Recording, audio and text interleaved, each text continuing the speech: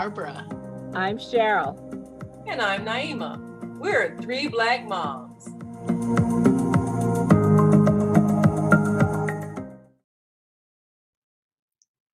Have you ever coached a team? Well, it can be a lot of fun, and you can really enjoy the experience of helping to develop young athletes. But now, what about if your child is on the team? Now, a lot of things can happen.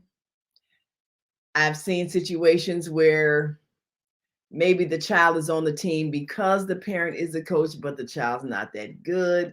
Yet the parent wants to keep making them play anyway, and other team members aren't too crazy about that.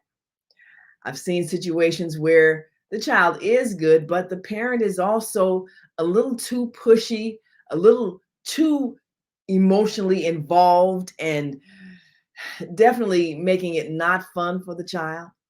Well, I have had the fun of coaching a team, several teams that my child participated in.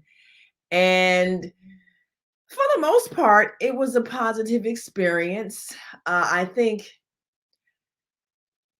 we had kind of worked out our relationship because I taught at her school, and then I ended up coaching or assistant coaching several teams. And one year, the basketball coach, she was on the basketball team, and the coach's wife had a baby, and he had to stay home. He actually had to resign. I think there were some complications, and he had to stay home and take care of her. And the season was just about to start, and the team was distressed because they had no coach. So I volunteered. Now, of course, basketball is not my sport. Track is my sport. I loved coaching track.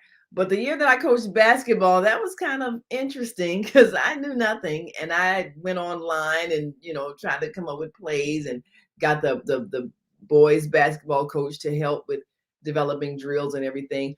But, the good thing was I think probably I was able to be a little more fair in making sure all the players played, even the ones who weren't that good, because I think the most important thing is to have fun. But also, I did learn some things about teaching good sportsmanship, because you do have to teach your child and the others how to win and how to lose, and how to lose gracefully. And that means you have to, as a coach, make sure that you're fair yourself. So let me ask the two of you, who both of you all have had children that have been on various sports and teams and have seen how coaches can react. So, sisters, tell me, what do you think about parents who might be coaching the team their child's playing? Can you be a fair coach? Well, I'll start. I never coached. Sarah was a gymnast. She was a dancer. She did baton. She did a little bit of everything. But I I saw coach a lot of parent coaching because I was a sports writer for many years, and I used to cover a lot of youth sports, be it little league or high school. And I'll tell you, you run the gamut. You run the gamut of good coaching and bad coaching. You run the gamut of parents who are too hard on their kids because they want them to be the best, or maybe they are the best, and then other parents are upset because they feel like that child is getting more playing time because it's the coach's son, and maybe their kid isn't that good, but they show up every day in practice. And I think it can be something that you should examine on why you're coaching. Like for you, Naima, they needed a coach. Of course, you love track, so you loved coaching track, but they needed someone, and you said, if not me, then who?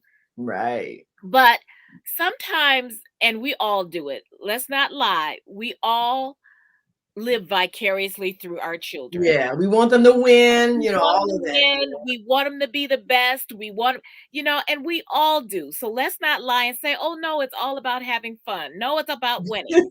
And the thing is that we have to come to grips with that, and Who said then it said winning is not everything, it's the only thing, or yeah, something like exactly, exactly. that. And that's the thing is, and that's really what we're talking about.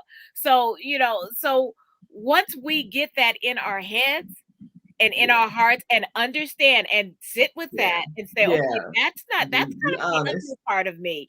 Yeah, But this is what I'm going to be teaching my child. So I don't want them stomping off, not shaking hands, right. cursing out the refs, you know, uh, uh, Yeah, starting fights with the other team or with teammates. And yeah. so these are the kind of things. Should you coach your children's team? Yes, because you have always been coaching them. We are, as parents, we are coaches, we are teachers, and coaching is teaching and parenting. So Yes, you it have to is. remember, you just have other kids. All of a sudden, rather than one or two, you've got 30. Okay, so you have to be willing to be as fair with your child as you are with them, and to see them for their strengths, because kids come out for sports sometimes to please themselves, sometimes to please their parents. Too many of them are going out because that's the only way they're going to get to college, and we need to do something about that with our children in particular. But Mhm. we need to understand that coaching is all supposed to be a learning experience, because as our It kids are is. growing, they're learning. And what are they learning? Are they learning to be, a good sport? Are you teaching them, or are you teaching them by being a cautionary tale? Mhm. Yeah, I've seen some parents, they're so harsh on their children because, like you say, they want to win. The child is crying and everything and not having fun, under anxiety. I'm like, this is what's the purpose of doing this? But like you say, living vicariously through your children. So you want them to win because in your mind, they reflect you. That makes you feel good. It makes you feel good, and it ends up just destroying it for the child. Now, I coached a lot of different teams.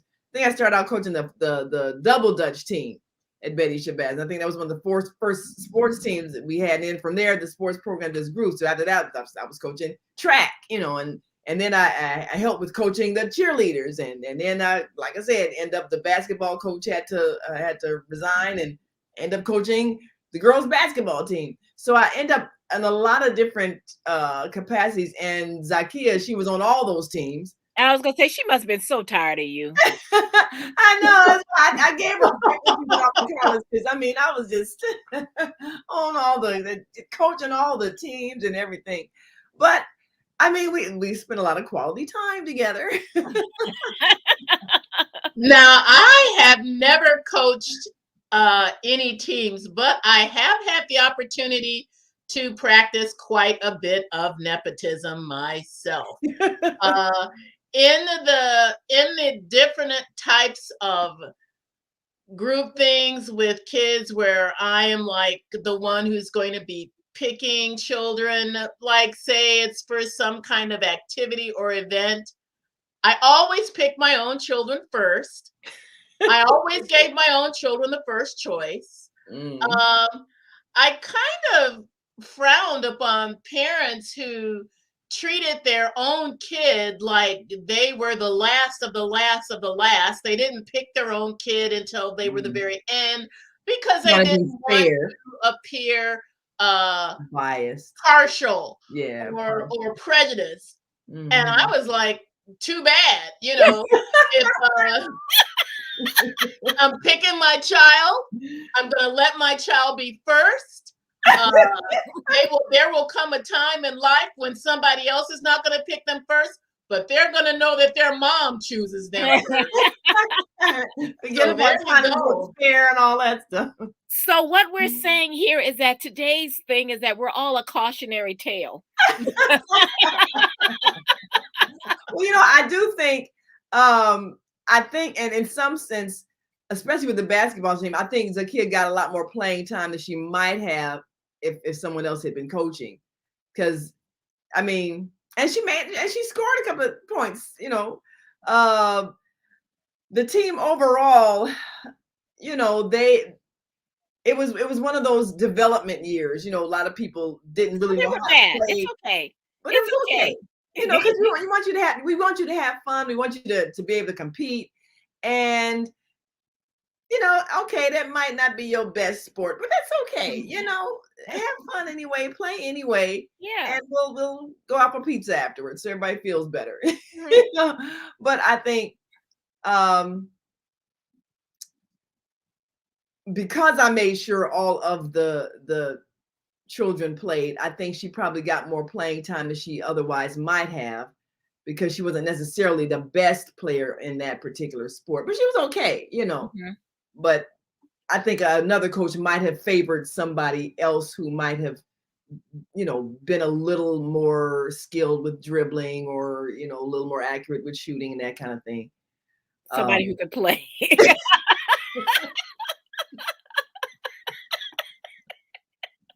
I mean, she did, like I said, she did score a couple of points one game. So hey, she was happy. If she never scored again, she was happy. Yes. But I think you do have to know how to encourage the ones who aren't that good, because I never like to see, you know, somebody never got a chance to play, or, you know, The last 20 seconds the of a last 20 game, of a seconds of the blowout game. game. It's like, well, it don't matter now. Either we Yes. lose it real bad or we win it real, you know, a big margin. So either way, it doesn't matter. Go on and play. So yeah, I never like to see that, because I think sports can really be a self-esteem lifter. And that's one thing that I know is a lot of the students that were on the teams, they might have really excelled in sports and they didn't really do that well in the classroom. So for them, this was their time to shine. But I think when you're the parent and your child is the one that's not good, you have to really be diplomatic about that, because your team will not like it if you're making them accept your child, and because of your child they're losing. So you really do have to think about, you know, what's good for the team, what's good for the child's self-esteem. And I guess there's a balance you have to have some kind of way in the middle where you make sure they play, but you keep it from being detrimental if they're really not one of the better players. And Right. and you have to be honest about that as a parent, because sometimes parents don't want to see it, because they want to push their child so hard and they put them in there and the child messes up and they holler at them like it's gonna make them better. It don't make them better. You know, No. if they're good, they're good. If they're not, they're not. But I think a lot of the it, like you say, it is parenting. You know, coaching is parenting. So you're gonna really see your parenting style. Are you one of those parents that live through your child and, you know, holler and scream at them if they, you know, miss a catch, or, you know, lose a race, or, you know, miss a basket, or whatever the thing is? Are you one of those parents that make them feel bad all night because you should have got that, you should have caught that, you should, you know, they make them feel bad so they never want to play again? You know, or are you one of those that, well, okay, it's all right, we didn't win that one, but hey, you did a good job. Well, you know, you made them earn that win, you know, whatever. Say something that's positive. So you have to know how to do that. And that's part of learning how to do that as a parent too. How do you help them accept loss? How do you help them be gracious winners?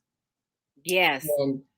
And above all, how do you not fight? I think one situation during a basketball game, and I was kind of distressed because a fight broke out afterwards. And, you know, I felt bad because, you know, I was coaching, and one of the girls on our team kind of said some provocative things. And then next thing you know, some fists were flying. So that was kind of distressing, because when you're the coach, you sort of feel like these people represent you, just like you feel like your child represents you if they act out, you know, and people look at you like, what kind of parent is you? So same thing, you know, you feel bad if your team is not showing good sportsmanship. So that's And important. also, there's the other thing when you coach your child's team, and that is other parents. Yeah. And anybody who's ever coached always tells you that the worst thing are the parents who always have something to say. Their kid Mhm. doesn't get enough playing time. Their Mhm. kid didn't do this, or your favorite, if you favor your own children, Barbara, Um, and there so you're always going to have, or parents who want to fight the refs Oh, yeah. or come to the place inebriated or whatever and embarrass the Ooh. child. So there's a whole lot of things that go into going to coaching, that a lot of headaches that you don't realize, Mhm. or parents who will not support the team. And when I say support the team, I mean that Come to the games. when you're supposed to show up for practices and games, you're supposed to show up for practices and games. And then you will have kids who will come to you the day of the game. And I'm speaking from experience as somebody who founded and coached a drill team at one point in my very young life. That, oh, it's my father's birthday and we're taking everybody out to dinner. Well, you know what? You got Yeah. like 8 performances a year because you're only there for football, and now you want, so part of you being in a performance or on a coaching or on a sports team is that Yeah. you have to show up. Yeah, your spot matters. So When you're absent, that throws everything that off. throws everything Yeah. off. That means you have to redo the lines, or if you're coaching a team, you have to redo the plays. So the first Mm. thing, should you coach your child's team, is to get the other parents on board. They Yeah. have to be willing You have to be committed. to Yes. commit to saying, okay, if your kid doesn't like it, please let them finish out the year. Then Yes. if they want to, go on, and parents should be behind that. There were times, when Sarah did gymnastics and she wanted to quit, I said, okay, we'll finish out the year and then Yeah. and then you're fine. Mhm. Finish, at least get them to unless there's like real abuse going on, then Mhm. all bets are off. But you have to get other parents to understand your coaching philosophy, hold you to it. I Yeah. mean, if your thing is like, we just want to win, and your kid may not get enough playing time, but everybody gets a participation trophy, some parents may not like that. Yeah. Or you can say you can work with them, you can, take them out and do drills with them or whatever, and maybe they don't have the time. But whatever it is, you have to get the other parents on board. And if they have suggestions, say, you know what? I could always use another coach if you want to come, because then you see disappear. Yes. But you don't get to criticize unless you're going to contribute. Right, right. And like you say, um, making sure you're supportive. There's nothing worse, and I've had this happen. Got a winning relay team, but one of the members, well, their parents just don't feel like driving them to the track meet. I mean, Right. Right. okay, you're the anchor leg. You're the one we're depending on to win, and your parents don't seem to think it's Care. important enough Yeah. to Yeah. make sure you get there. So that, and it Or can be arrange for frustrating. someone else to get them, Yeah. Yeah. So then you gotta try to hustle around, find somebody who can go and pick them up, because it ain't that the parents can't do it. They're just like, this is my day off. Your child is involved in something that matters to them. Yes. So it can be frustrating when other parents aren't as invested in it as you say, and they're Yeah. not as supportive. So it's definitely, if your child is on a team, they need to understand the concept of team. That Right. means everybody's depending on everybody. So that means everybody gives their best. Everybody needs to be dependable. Everybody's got to, like you say, show up for the practices. You know, it's just like a person, if you're on a choir and you don't show up for practice, and then you don't know the song and you want to get out there and just holler out some. No, you can't do that. You have Yes. to have Yes. gone to rehearsal. So Yes. it's the same thing. But I really think that it's really an opportunity to teach some principles. You can teach uh, the ethics of commitment. Yes. You can teach them things such as, like you were telling us a story about, I think, Sarah was in a match and her friend messed up really bad, and she just took time to just hug her because she was just so Yeah. distraught. Yeah. Yeah. You can teach them even how to be supportive of their teammates, how to be encouraging.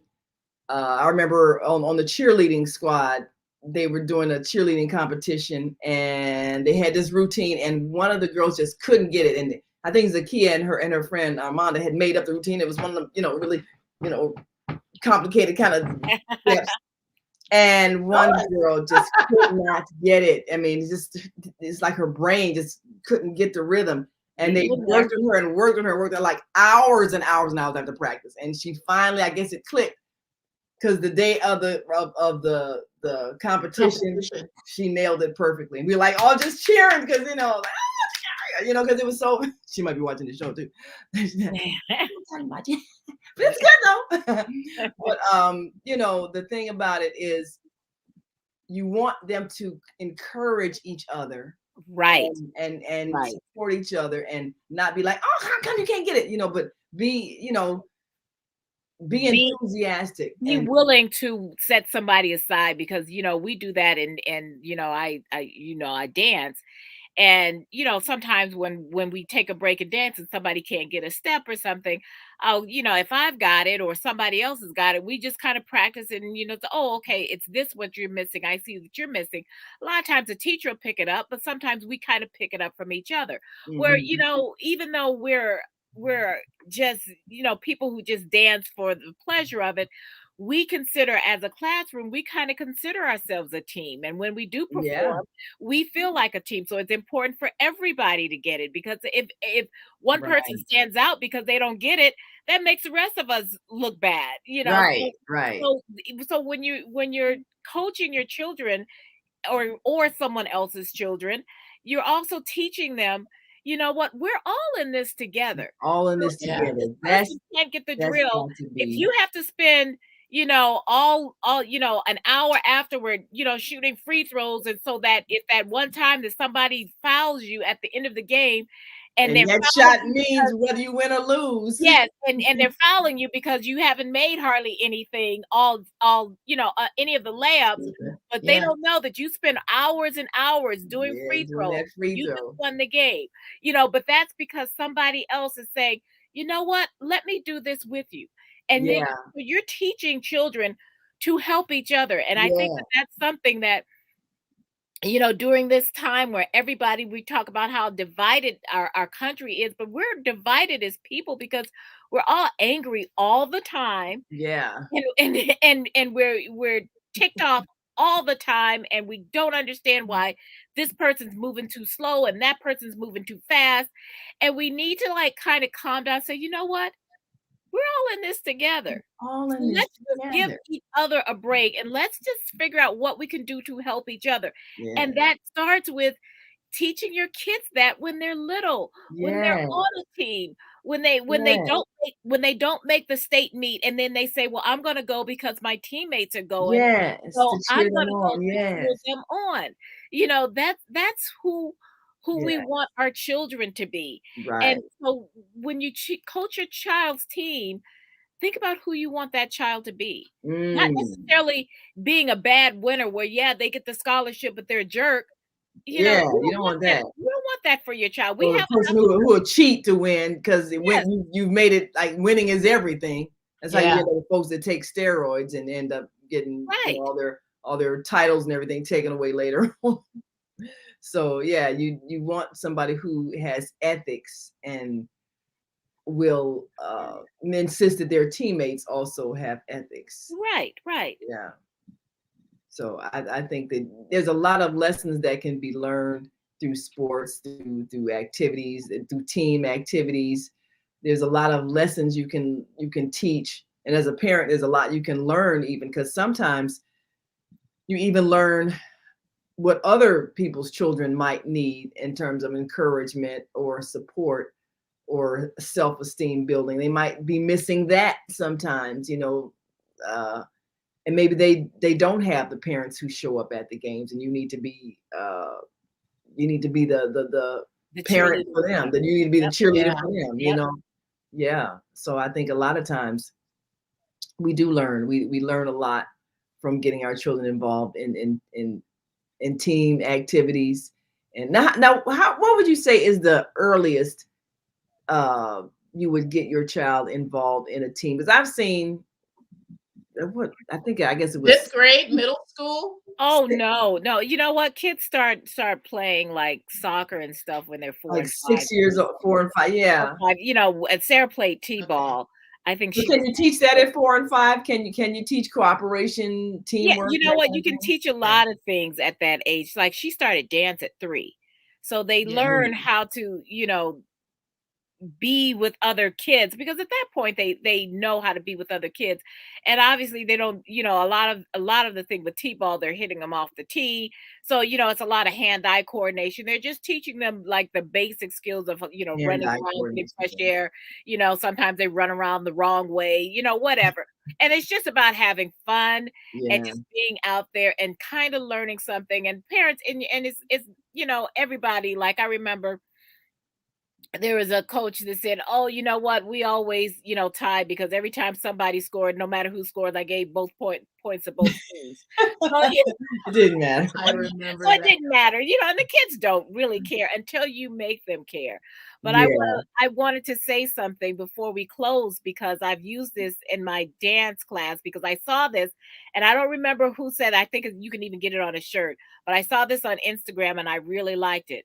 And it is, I don't lose. I either win or I learn. Oh, I like I that. like that. Yeah. Yeah, Not that's mine. I don't lose. mine, I but either win or right, learn. or I learn. Yeah. Yes. Now So that's if you go a into good it way that of way, thinking. like I said, it's not mine, but I saw it. I loved it. I keep passing it on everywhere I go, because everything is a learning experience. And Yes, it everything, really is. you learn. Actually, you probably learn more from losing sometimes than you do from winning, if you think about it, because you know what's missing, Right. know what to Right. work on.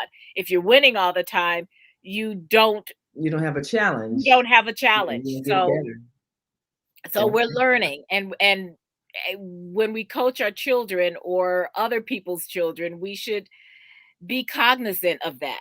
Yeah, have that philosophy. Yes. If a team beats you, well, that's good. And they're teaching you where you have to improve your skills. So it's Yeah, a good and sometimes the other team is just better, and that's okay too. yeah, well, It yeah, really is. It's sometimes okay. it's just better. You know, Nobody's great at absolutely everything, Right. And and that's all nobody's right. bad at absolutely everything. Yeah. Yeah. Yeah. And it's okay to lose. It doesn't mean you're any lesser value as a person. Yeah, and you That's a still should lesson get learned ice too. cream and pizza afterward. Yeah. Yeah. You get ice cream and pizza after anyway. Win or lose. Yes. We celebrating. Yes. Well, we've got to go.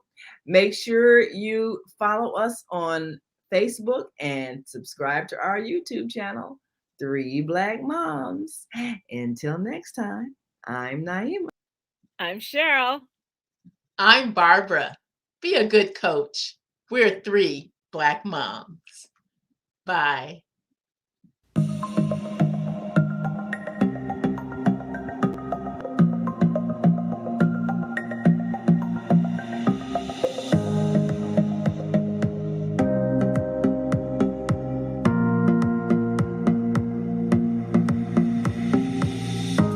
Hi, I'm Barbara. I'm Cheryl. And I'm Naima. We're 3 Black Moms.